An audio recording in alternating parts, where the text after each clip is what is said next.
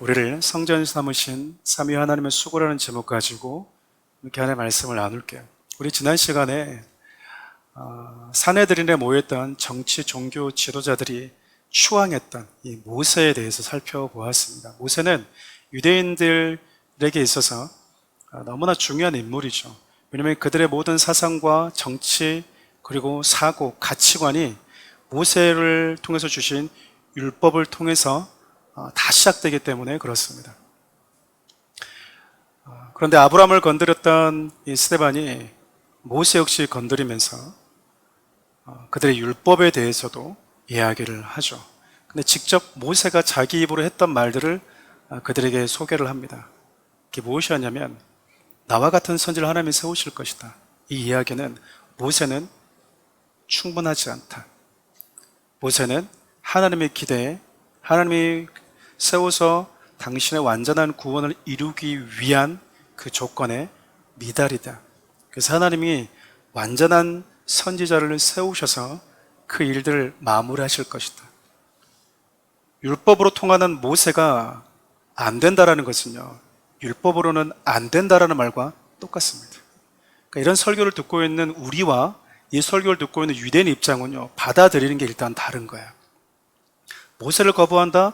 모세로 충분치 않고 불충분하다 이 말은 뭐야? 그러면 우리는 이 율법이 완전하다고 생각했는데 율법 가지고는 안 된다라는 거야? 라는 생각을 하게 만들거든요. 실질적으로 하나님 예수 그리스도 우리 가운데 보내셔서요, 그분을 십자가에 못 박으시고 부활하심으로 인해서 우리를 향한 구원의 계획을 완전히 이루시거든요. 더 이상 죄와 상관없는 자들로 만들어 버리셨어요. 그래서 우리 주님 마지막 십자가에 죽으실 때 죄에 대한 모든 값을 다 지불했다. 이제 너희들은 더 이상 죄에 상관없는 자들이라고 하는 그 선언 아니겠습니까? 그 얘기를 지금 스데반이 하고 있는 거죠. 그리고 하나님이 당신이 선택한 구원받은 그 백성들을 광야라고 하는 공동체로 이끄셔서 그 광야 교회에서 40년 동안 그들을 훈련하시고 광야 교회에 모인 이스라엘 공동체를 통해서 하나님의 나라를 시작하시겠다고 말씀을 하세요. 여러분, 이게요, 어떤 것과 똑같냐면 보십시오. 애굽에 놓였던 이스라엘 백성들을 하나님이 찾아가세요. 그리고 건져내십니다. 건져낸 이후에 그들을 구원받은 백성이야, 이제 감사하면서 살아, 네 마음대로 살아 라고 말씀한 게 아니고요, 교회 공동체로 그들을 불러 모으세요. 40년간 그들에게 하나님의 말씀을 주시고 하나님의 법으로 사는 그들의 사고와 가치관을요, 하나님의 말씀으로 단단히 무장을 시킵니다. 여러분, 하나님의 말씀이 기준이 되는 자로 살고 있는 백성은 이스라엘 백성들밖에 없어요. 그렇게 하나님의 말씀이 삶에 있어서 모든 행동 거지에 있어서 기준이 되고 판단 기준이 되는 그 백성으로 무장시킨 우리 하나님이 그들을 하나님을 두려워하지 않고 각자 자기 속에는 어른대로 살아가는 그 가나안이라고 하는 세상으로 보내세요. 저와 여러분도 똑같아요. 우리가 예수 믿기 전에 죄의 종이었고 마귀의 종이었던 우리를 우리 주님이 찾아오십니다. 그리고 저와 여러분들을 하나님의 백성 삼으세요. 하나님의 백성 삼으시고 그냥 끝나는 게 아니라요, 교회 공동체 안에서 말씀을 가르치고 양육하고 성장시키시고 나의 기준과 내 생각과 자꾸 하나님의 말씀이 반복된 충돌을 통해서요, 내 생각과 내 자를 반복적으로 십자가에 못 박으세요. 그리고 우리의 삶의 모든 기준이 하나님의 말씀이 되게 만드십니다. 그리고 여러분 각자의 삶으로 다시 보내세요. 그렇게 하나님이 당신의 나라를 세워 가시는 거죠. 스데반이 광야 생활을 했던 이스라엘 백성들, 그들을 그저 그 광야 생활 가운데 40년 동안 가르쳐주고 싶어 했던 것이 무엇이었는지 다시 상세하게 말을 하고 있어요. 오늘 스데반 집사님의 마지막 설교인데요, 크게 두 가지 이슈가 등장합니다. 율법이라는 이슈와 성전이라는 이슈가 등장해요.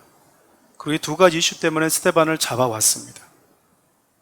유대인들이 보기에 스데반은 율법을 부정하는 자였고, 그리고 모세를 부정하는 자였고, 자기들이 생각하는 거룩한 성전을 부정하는 자였어요. 그래서 그것에 대해서 판단하고 재판하기 위해서 스데반을 사내들인 법정에 세웠는데, 스데반이 그 법정에서 뭐라고 얘기하고 있냐면, 율법을 부정하는 자들은 너희들이다, 성전을 거부한 자들은 너희들이다 라고 이야기를 하고 있는 거예요. 불난집에 진짜 그야말로 부채질하고 있는 거예요. 그리고 그것에서 근거를 제시합니다. 너희들이 얼마나 고집스럽고 너희들의 조상들이 얼마나 율법을 거부했는지. 오늘 본문 7장 39절 41절 함께 읽어볼까요? 우리 조상들이 모세에게 복종하지 아니하고자 하여 거절하며 그 마음이 도리어 애굽으로 향하여 아론더러 이르되 우리를 인도할 신을 우리를 위하여 만들라. 애굽 땅에서 우리를 인도하더니 모세는 어떻게 되었는지 알지 못하노라 하고 그때 그들이 송아지를 만들어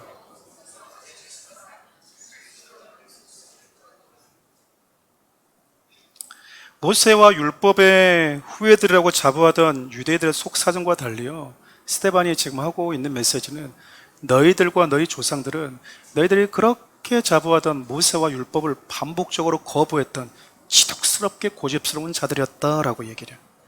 너희 조상들이 너희들이 그렇게 좋아하는 모세를 죽이고 다시 애굽으로 돌아가겠다고 했던 자들 아니냐. 반복적으로 애굽으로 돌아가겠다고 틈만 나면, 마음만 상하면, 기분만 나쁘면 나 이전으로 돌아갈래 했던 자들 아니냐라고 싸잡아서 얘기하고 있는 거죠.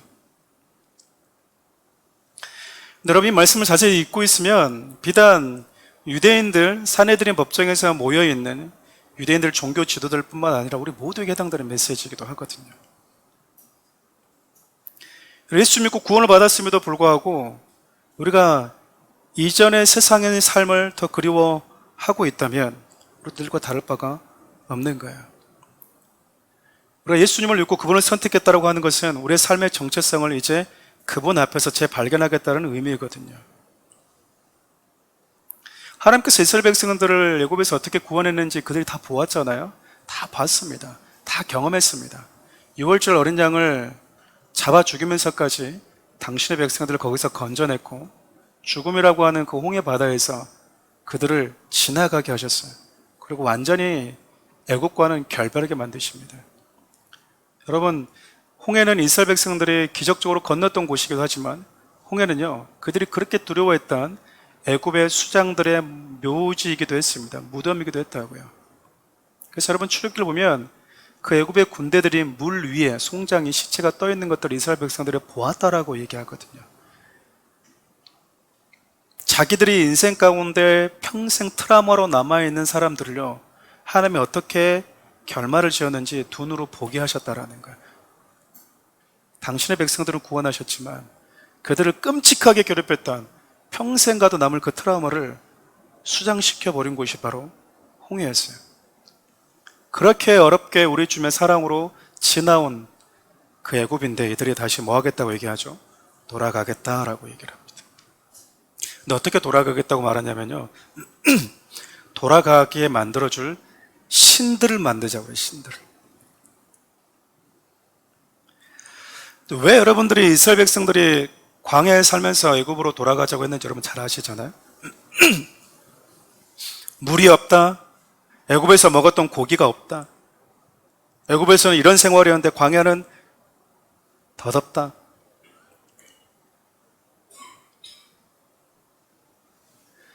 우리 여러분 생각해 보면 하나님께서 왜 이스라엘 백성들을 풍성하지 않은 광야라고 하는 이 과정을 반드시 거치게 만들었을까? 곧바로 풍성하면 가나안에 들어갈 수 있음에도 불구하고 왜 그들이 생각했던 것처럼 애굽에 비해서 상대적으로 부족한 것들이 많은 애굽의 광야에서 그렇게 오랜 시간들을 보내게 하셨을까? 우리 신명기 8장 3절에 여러분 기록되어 있듯이요, 인간은 진짜 무엇으로 사는 존재인지를 가르쳐주고 싶으셨다라는 거예요. 무엇으로 사는 존재인지를. 그래서 여러분, 하나님의 이스라엘 백성들이는 그 광야 안으로 들어오십니다. 들어오세요. 조금 이따 살펴볼 그 이슈가 바로 성막에 대한 이슈예요.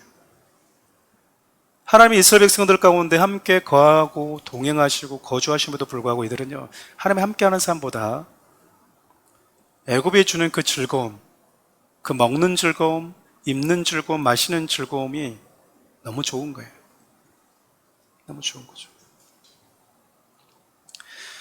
여러분, 이게 비단 이스라엘 백성들뿐만 아니라 우리의 문제이기도 한 것이, 저와 여러분처럼 같은 동시간대 예배드리고 있는 이 땅의 수많은 교회 안의 성도들, 교인들, 그들이 만일 하나님을 생각할 때 그저 애굽에서 살고 있는 나를 건져냈다면 애굽의 삶보다도 더 풍성하고 더 화려한 삶을 주실 거라고 생각하고 있다면 우리는요, 하나님을 믿고 있는 게 아니에요.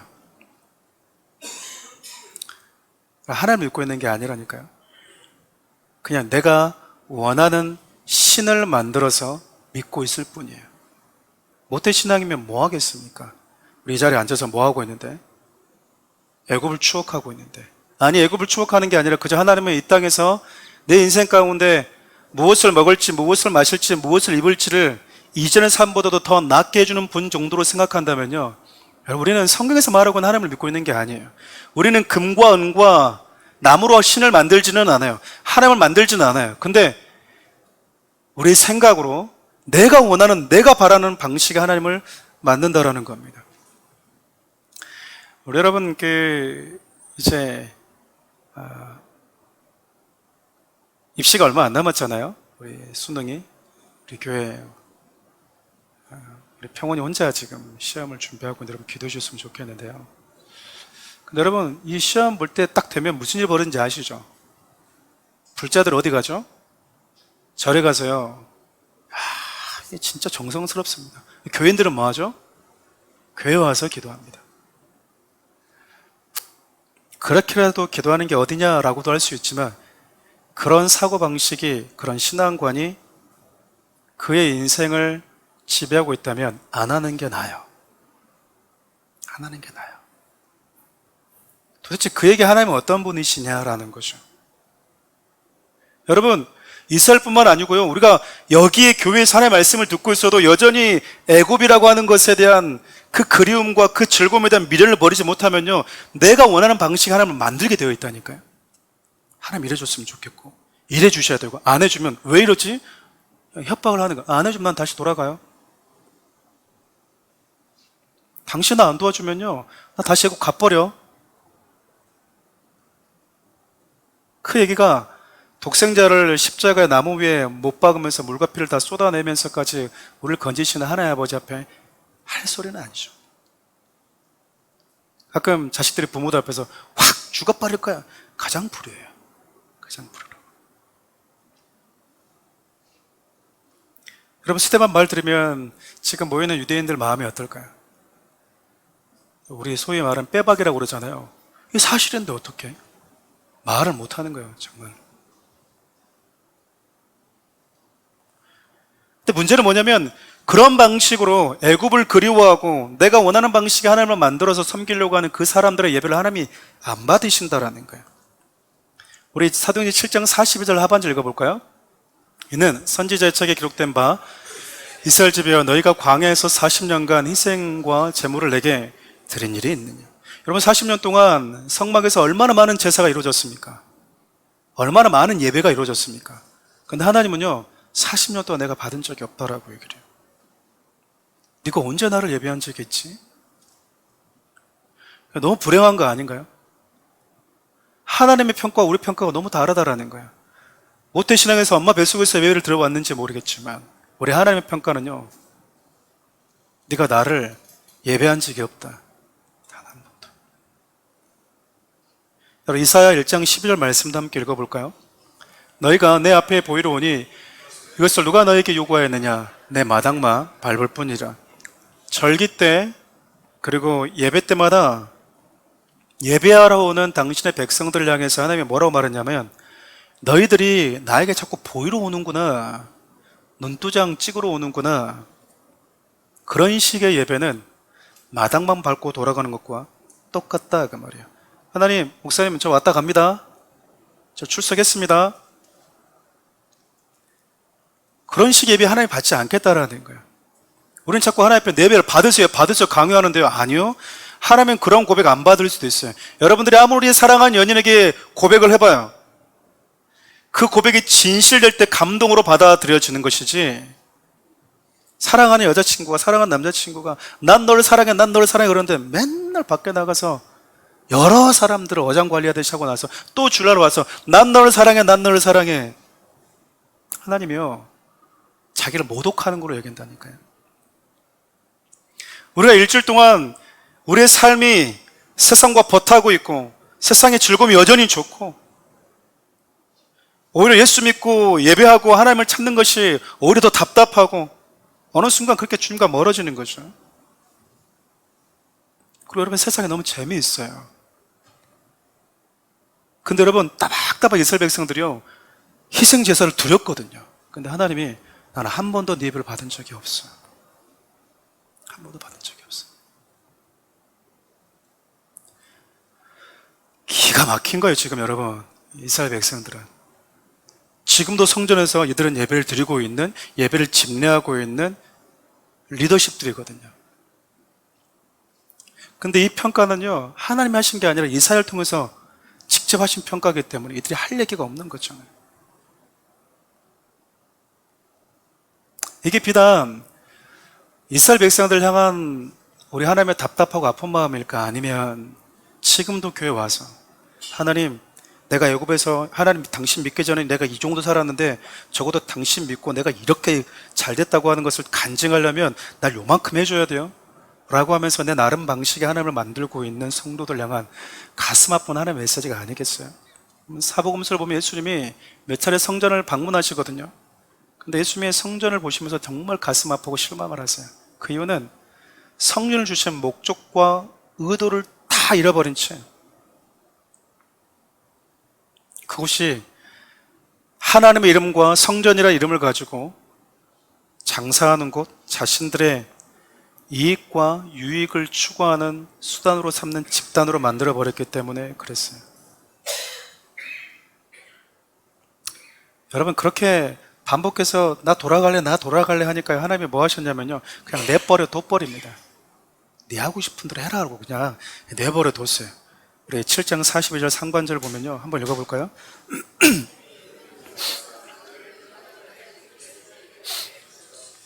하나님이 내버려 두시니까 무슨 일이 벌어졌냐면 그들이 바벨론으로 옮겨져 버렸다고 얘기하거든요. 우리가 지금 예레미야 통독을 하고 있잖아요. 여러분 예레미야는 바벨론으로 포로로 옮겨지기 전에 하나님이 눈물을 흘리면서까지 당신의 그 눈물을 예레미야라고 하는 선자에게 주면서까지 하나님의 말씀을 선포했던 선지서거든요. 근데 여러분 예레미야를 통해서 반복적으로 하나님의 말씀을 전해주는데 이들이 너무 듣기 싫은 거예요. 야, 하나님의 거룩한 성전이 여기 있는데 우리가 노예가 된다고? 우리가 팔린다고? 너 왜 자꾸 우리한테 와서 예배에 대해서 왈가불가하고 있어? 우리 예배가 어떻다고? 니나 잘 드려, 너나 잘 드려. 예레미야의 그 반복되는 그 메시지 앞에요 이들이 받아들이지 않아요. 자기들 생각과 자기들이 추구하고 있는 이념과 사상에 똘똘 뭉쳐서 하나님의 말씀이 너무 불편한 거예요. 하나님의 말씀 듣는 시간이 너무나 괴로운 시간인 거예요. 그래서 그 말씀을 제대로 전해주는 예레미야를 구덩에다가 가둬버리고 여러분 죽음의 위협을 가하고 이게 무슨 얘기일까요? 듣고 싶지 않다라는 거예요. 목사님 그만하세요. 알고 있으니까. 불편하니까 서로 불편하지 맙시다. 그만하라는 거예요. 근데 여러분 하나님이 내버려 두니까 무슨 일이 벌어졌다고요? 바벨론으로 가버린 거예요. 여러분 하나님을 떠나면 자유가 올 것 같다고 착각하는 사람들이 있어요. 여러분 전혀 그렇지 않아요. 세상의 그 어떤 것에 묶이는 종이 될 뿐입니다. 그렇게 고집스러워했던 사람, 그런 민족들 틈만 나면은 애굽과 하나님을 비교하면서 어떻게 전능자가 애굽보다 더 우리를 먹는 거 마시는 거 입히는 거 시원찮아? 애굽의 신들이 더 나은 거 아니야? 그렇게 하나님이 그들을 그대로 내버려 두니까 그들의 삶이요 너무 비참한 존재가 되어버립니다. 사단이 우리에게 여러분 와서 우리를 낚아채가지 못하는 이유는요 자기와 비교할 수 없을 만큼 강한 분이 우리를 붙들고 있기 때문에 그래요. 그분이 놔버리면요 우리는 바로 여러분 마귀의 종이 돼버리는 겁니다. 근데 여러분 지금 스데반이 경험한 것은 예수 그리스도의 복음을 경험했거든요. 이 말은 무슨 얘기냐면 그렇게 하나님 앞에 고집스럽고 자기 중심적이고 영적인 나르시즘에 빠져있는 자들 나 정도면 뭐 나 같은 사람을 안 쓰면 이 정도면 내가 성숙한 사람 아닌가? 내가 보니 나만큼 성숙한 사람은 흔히 찾아보기 쉽지 않은데 우리같이 율법을 잘 지키는 민족이 어디나라고 하는 그 영적 나르심에 빠져있는, 그러나 여러분 결과는 보기 좋게 바벨론의 노예로 살아가고 있는 그들, 하나님이요 포기하지 않고 반복적으로 찾아가세요. 찾아갈 때마다 오늘 본문을 보면 의인을 죽였다고 하거든요. 근데도 하나님이 지속적으로 찾아가세요. 그럼 마지막 어떻게 오시죠? 하나님의 인간의 몸을 입고 직접 찾아오십니다. 우리 곁으로 오신 거죠. 그러니까 스데반은 지금 고집스러운 인간, 하나님 없이 살아보겠다고 반복적으로 애굽을 그리워했던 자들이 너희 조상들 아니었냐? 근데 하나님이 너희들 포기한 적이 있었냐? 너희들이 잘해서 그분의 백성으로 살고 있는 게 아니라 그분이 너희들을 포기하지 못해서 반복적으로 찾아와 주셨기 때문에 가능한 것 아니었냐라고 말하고 있는 거예요. 여러분, 스데반 집사님의 설교를 보면 성부 하나님, 성자 하나님, 성령 하나님, 삼위 하나님의 모든 사랑의 수고가 다 등장합니다. 아브라함을 통해서 하나님이 당신의 민족들을 이루세요. 계획을 하시죠. 여러분, 성자 하나님을 통해서요 이 구원을 이루세요. 그리고 성령 하나님을 우리에게 보내주셔서 우리로 하여금 깨닫게 하시고 보게 하시고 믿게 하시는 거예요.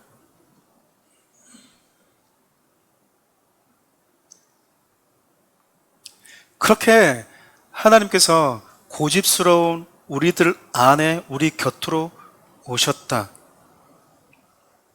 그리고 우리를 그분의 성전으로 세우기를 원하셨다 라고 이야기를 합니다. 이 부분이 다뤄지고 있는 게 다윗과 솔로몬의 이슈인데, 여러분, 하나님께서 광야 생활할 때 이스라엘 백성들을 건져내고 가만히 계신 게 아니고 그들 가운데 뭘 주셨다고요? 뭘 주셨죠? 그들 곁으로 가기 위해서, 함께하기 위해서 무엇을 만들어라고 하시죠? 성막을 만들어라고 합니다.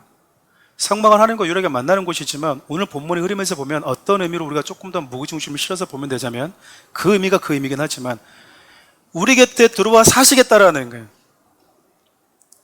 우리가 있는 곳으로 들어오시겠다라는 거예요. 네가 내가 있는 곳으로 못 오니까 내가 네가 있는 곳으로 들어가서 살겠다라는 거예요. 광야는 물이 없고 떡이 부족하고 길이 불편하지만 네 곁에 내가 있으면 인간이 인간답게 살 수 있다는 거거든요. 너희들은 애굽의 즐거움과 애굽의 떡과 애굽의 물이 있어야지 이게 인간답게 사는 거라고 하지만, 아니, 인간이 인간답게 살 수 있는 건 내가 네 곁으로 가는 거라는 거거든요. 여러분, 인간이 떡과 물이 있으면 만족할 것 같습니까? 그렇지 않다라는 걸요 아모스가 이렇게 표현해요. 우리 아모스 8장 11절 함께 읽어볼까요? 주 여호와의 말씀이니라. 보라, 날이 이르리치니라. 내가 기근을 땅에 보내리니 양식이 없어 주림이 아니며 물이 없어 가람이 아니요 여호와의 말씀을 듣지 못하는 기갈이라. 여러분, 양식이 있고 물이 있어도 사람은 목마르대요. 내가 부족한 게 없는데도 불구하고 목마르대요, 인간은. 너희가 지금 먹을 게 없어서 배가 고프냐? 마실 게 없어서 지금 너희들이 목마르냐? 아니거든. 아니거든.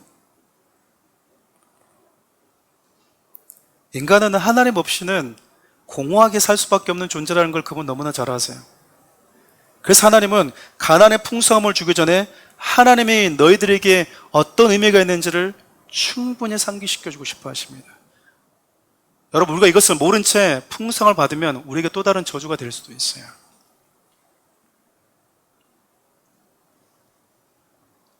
여러분, 성막은 뭘 의미하죠? 당신의 구원받은 백성들 가운데로 찾아와서 함께 살고 싶어 하시는 그분의 모습이 성막의 메시지거든요. 그래서 여러분, 예수님이 당신을 뭐라고 소개하죠? 나는 뭐다? 내가 성전이다라고 얘기를 하세요. 우리 요한복음 2장 19절부터 21절 함께 읽어볼까요? 예수께서 대답하여 이르시되 너희가 이 성전을 헐라 내가 사흘 동안에 일으키리라. 유대인들이 이르되 이 성전은 46년 동안의 지었건을 내가 3일 동안 일으키겠느냐 하더라. 그러나 예수는 성전된 자기의 육체를 가리켜 말씀하신 것이라. 여러분, 이스라엘 백성들 가운데 거주하기를 원하시는 그 하나님의 간절한 사랑과 수고와 그 마음이 성막으로 표현된 거잖아요. 그렇죠? 네. 시간이 지나서 지금 이스라엘 백성들 가운데 성전이라고 하는 좋은 건물이 하나 생겼어요. 근데 이 친구들이 뭘 모르고 있냐면 진짜 성전이 우리 곁에 오셨거든요. 성막이라는 모양, 성전이라는 모양이 아니라 인간의 육체를 입고 우리 가운데 찾아오신 진짜 성전이 계시거든요. 너희들이 예루살렘 성전 46년 동안 지었던 저 화려한 성전 쳐다보느라고 진짜 성전 오셨는데 모르고 있는 거예요. 이미 그 성전은요, 우리 주님의 평가가 뭐냐면 여기는 성전 아니다. 여기는 강도들의 집단이다. 그래서 예수님이 뭐라고 얘기합니까? 헐어버려라, 헐어버려. 저 허물면 되겠습니까? 이스라엘 백성들이 지금도 저거 가지고 지금 세 나라의 종교들이 지금 다투고 있는데 우리 주님은 헐어버렸으면 좋겠대요. 그럼 그들에게는 성전이 없어진 겁니까? 아니죠. 하나님의 인간의 몸을 입고 진짜 너희 곁에 오신 그 성전 예수님을 못 보니까 저거 없애버렸으면 좋겠다라는 거예요. 여러분, 우리 주에도 목사님들이 건물이 중요하지 않다라고 말씀하신 여러 가지 이유 중 하나가 뭐냐면요, 교회의 의미를 모르고 성전의 의미를 진짜 모른 채 우리가 진짜 봐야 될 분을 발견하지 못한 채 건물만 올라가고 있는 것에 대한 안타까움이 아니겠어요? 건물이 뭔 죄겠습니까? 건물이 뭔 죄겠어요? 여러분, 사랑하는 우리 교회가 이전할 때요, 성전 이전 예배, 성전 건축, 제가 단 한 번도 쓰지 않았습니다. 성전 아니에요. 여러분, 결코 건물은 성전일 수가 없어요, 여러분. 예배당이에요. 예배당이라고요. 우리가 보통 교회라고 부릅니다. 믿음의 예수 그리스도가 나의 주인이시고 구원자이시고 하나님이시라고 하는 그 믿음을 가진 사람들이 모여있는 그 공간, 예배당, 교회이지 성전이 아니에요, 여러분. 여러분들 앞에서 여러분 눈속임하면서 여러분 성전 건축하십시오. 성전 건축. 성전 건축하는데 뭐 하고 있습니까? 지금 여러분들. 예. 여러분, 성전을 재건하는 데 있어서는 여러분 인생 쏟아 부어야 돼요. 여러분, 이해되시나요? 이 부분을 좀 얘기하고 난 다음에 이 부분을 다시 언급하는 게 여러분 이해를 도울 것 같습니다. 간단히 여러분 성막과 성전이 어떤 차이가 있는지는 제가 제 책에도 기록해놨고 여러분들에게 이 부분을 가지고 몇 차례 설계했던 기억이 있어요. 이동식이냐 고동식이냐의 차이가 있을 뿐 성막과 성전이 가지고 있는 영적인 힘은 똑같아요. 우리 열왕기상 5장 3절에서 5절 함께 읽어볼까요? 당신도 알거니와 내 아버지 다윗이 사방의 전쟁으로 말미암아 그 하나님 여호와를 이름을 위하여 성전을 건축하지 못하고 여호와께서 그의 원수들을 그의 발바닥 밑에 두시기를 기다렸나이다. 이제 내 하나님 여호와께서 내게 사방에 태평을 주심에 원수도 없고 재앙도 없도다. 여호와께서 내 아버지 다윗에게 말씀하신 내가 너를 오르게 할 내 아들 그가 내 이름을 위하여 성전을 건축하리라 하신 대로 내가 내 하나님 여호와 이름을 위하여 성전을 건축하려 하오니. 여러분, 성전을 원했던 다윗이 뭘 했냐면 자신의 인생에 피를 쏟아가면서 목숨을 쏟아가면서요, 그 땅의 원수와 재앙과 모든 저주가 사라지기 위해서 싸웠던 거예요. 솔로몬이 하는 얘기가 지금 그거거든요. 우리 아버지가 성전이 세워지기 전에 반드시 필연적으로 이루어져야 되는 원수, 재앙, 저주를 다 없애는 사역을 하셨다. 그리고 나서 지어준 게 성전이다라는 거예요. 그러면 성전은 네 안에 내가 있다라는 의미도 있지만 여러분이 성전입니다라고 하는 말은 예수님이 당신을 위해서 십자가에서 물과 피를 다 쏟아가면서 여러분의 원수였던 마귀, 죽음의 저주를 다 십자가에서 처리해버리셨습니다. 당신은 그런 자입니다라고 하는 의미가 담겨져 있는 거예요. 그냥 난 성전이야 이게 아니고요, 당신의 성전입니다 이 말은 당신은 예수 그리스도가 십자가에서 물과 피를 다 쏟으신 다윗의 후손으로 오신 그 예수 그리스도가 당신에게 샬롬의 은혜를 주기 위해서 죽음의 저주, 재앙, 원수의 모든 참소를 십자가에 못 박아버린 자들입니다라고 하는 의미예요. 여러분, 그런 의미가 있는 자들이라는 것이 성전이거든요. 그리고 나서 성전이 세워져요. 여러분 보십시오. 애굽에서 성전이 세워진 게 아니었고요. 애굽에서 건져낸 자들이 있는 광야에서 성전이 세워져요. 성막이 세워졌다고요. 그 성전은 뭐라고요? 내가 너를 구원했다 라고 하는 그 의미와 더불어서 이제 내가 네와 함께 뭐하고 싶다라는 거야. 함께 살고 싶다. 그래서 성전 대신 예수님이 인간의 몸을 입고 우리 곁에 오셨다니까요. 오셨어요. 그래서 여러분, 예루살렘 성전이 성전이냐 내가 성전이냐 이걸 못 알아봤던 사람들이 예수님을 십자가에 못 박은 거예요. 스데반이 지금 이 얘기를 하고 있는 겁니다. 근데 여러분, 더 나아가서 우리 주님이 저와 여러분들을 성전이라고 불러요. 함께 읽어볼까요? 고린도서 3장 16절. 너희는 너희가 하나님의 성전인 것과 하나님의 성령이 너희 안에 계신 것을 알지 못하느냐. 여러분, 성전 되신 예수님이 저와 여러분을 성전으로 삼으셨다는 얘기는 뭘까요? 우리가 잘 아는 메시지처럼 성전은 내가 너와 함께 살고 싶다라고 하는, 내가 네 안에 들어가고 싶다라고 하는 우리 주님의 사랑의 표현이거든요. 나는 네 안으로 들어간다. 너도 내 안으로 들어와라. 내가 너 안에, 네가 내 안에 들어오는 것. 우리 주님만 우리 안에 들어오는 게 아니고요. 우리도 그분 안으로 들어가는 겁니다.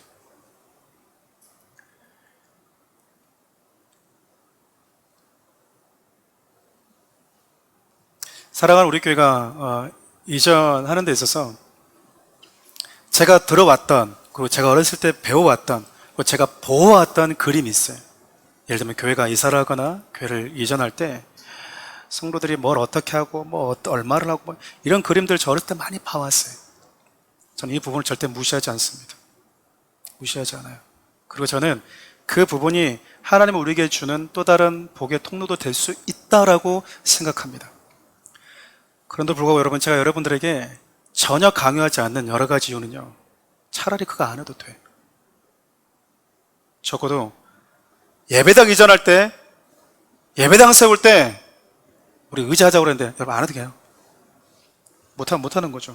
근데 여러분, 성전을 세울 때는 다 쏟아 부으셔야 돼요. 성전 세울 때는 다 쏟아 부으셔야 된다니까요. 우리 주님이 당신의 모든 것을 다 쏟아 부으시면서요, 우리가 당신 안에 거하는 자들로 성전을 만드셨어요. 여러분들이 또 다른 영혼들을 성전 삼으실 때는 쏟아 부으세요. 그때는 아끼지 마세요. 그때는 아끼는 게 아닙니다. 생명도 조금도 귀한 것으로 여기지 않았던 그 바울처럼요, 그때는 아끼는 게 아니에요. 여러분, 여러 가지 사람들의 생각이 있을 수 있어요. 예배당을 보면서 저건 성전이 아니지, 근데 뭐 이렇게 할 필요가 있나? 나는 안 되는데. 좋아요. 근데 여러분, 성전 세울 때는요, 우리 주님처럼 다 쏟으십시오. 다 쏟으세요. 주님이 내 안에 거하는 데 있어서 방해되는 것들을 잘라내는 데 있어서는 여러분, 몸부림치셔야 된다는 거예요. 그가 예수 그리스도 안에 들어와서 주님 안에 동거하는 데 있어서 방해되는 것들이 있을 때, 아니면 내가 수고해야 되는 것들이 있을 때는 하셔야 된다, 그 말이에요. 하셔야 돼요, 여러분. 그때 생명을 쏟아부는데 여러분, 뭘 못하겠어요.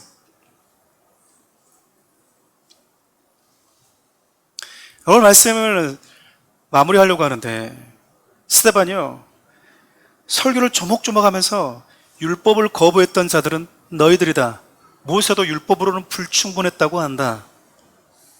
그리고 내가 성전을 회방했다고? 아니, 너희들이 성전의 의도대로, 주님의 성전 주시는 목적과 의도대로 사용하지 않고 강도의 구렬로 성전을 짓밟아버렸던 자들이 너희들이다. 근데 여러분, 설교가요, 정죄로 끝나면 되겠습니까? 네 죄인이야, 네가 잘못이야, 내가 잘못했다고? 네야, 너 이러고 끝나면 되겠어요? 복음으로 초대합니다. 스데반 집사가 이들을 복음으로 초대하는 방식은 이런 방식이었어요. 함께 읽어볼까요? 너희 조상들이 선지자들 중에 누구를 박해하지 아니하였느냐? 의인이 오시리라 예고한 자들을 그들이 죽였고, 이제 너희는 그 일을 잡아준 자요 살인한 자가 되나니 너희는 천사가 전한 율법을 받고도 지키지 아니하였도다 하니라. 여러분, 지금 산헤드린에 모여있는 이 정치, 종교, 그 수많은 이 주류들, 리더십들 향해서요, 이 스데반이 십자가 앞에, 복음 앞에 세우려고 하고 싶어 하는 거예요. 그 방식이 뭐였냐면, 너희들은 율법을 모세를 나아가서 성전까지 모독한 자들이다. 너희들이 알지 못해서 그렇다. 이제 하나님께서 모세를 통해 율법을 통해 우리 모두에게 알려주고 싶어하는 진짜 참된 성전, 참된 자유의 메시지, 예수 그리스도가 우리의 성전이시고 우리를 성전으로 불렀다고 하는 그 사실 앞으로 초대하고 있는 거예요. 문제는 여러분, 유대인들은 자신들이 가지고 있던 모세와 율법을 포기하지 않으려고 합니다. 우리 곁에 와서 함께 거주하고 싶어 하시는 참된 성전인 예수님을 거부하고 있는 거예요. 우리에게 있어서는 이 예루살렘 성전 하나로 충분한데 예수가 성전이라고?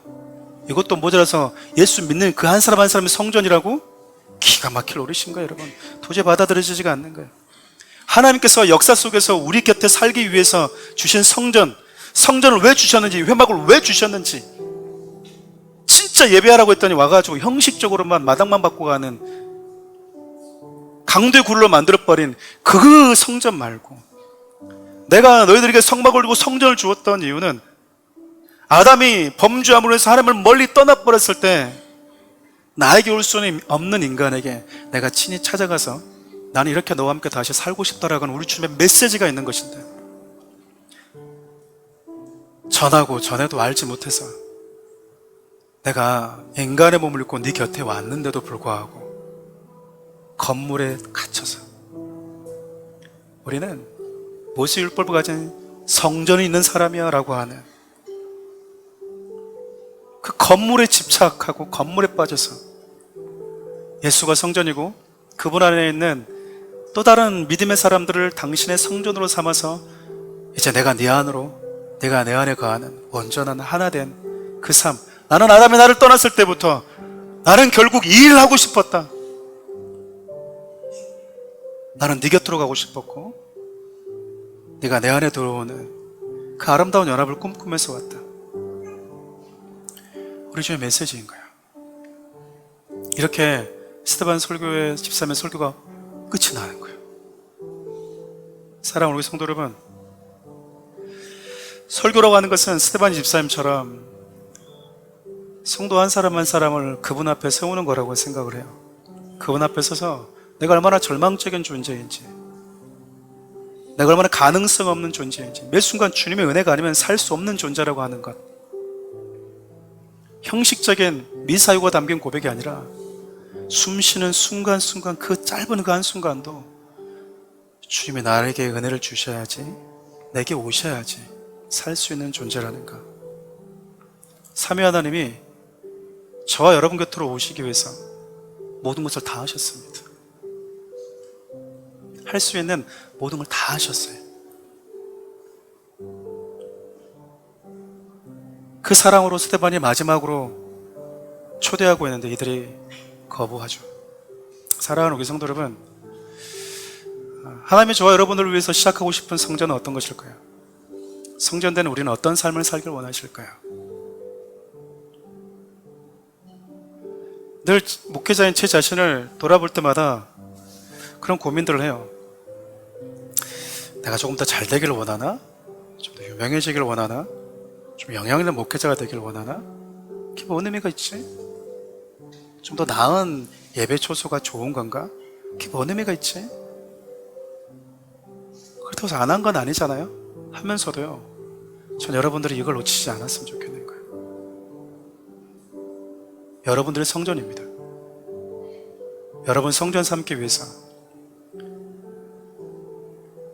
내가 내 안에, 네가 내 안에 들어오기 위해서 우리 주님 뭐 하셨는지 그 마지막 복음을 외치면서 설교가 끝이 나요.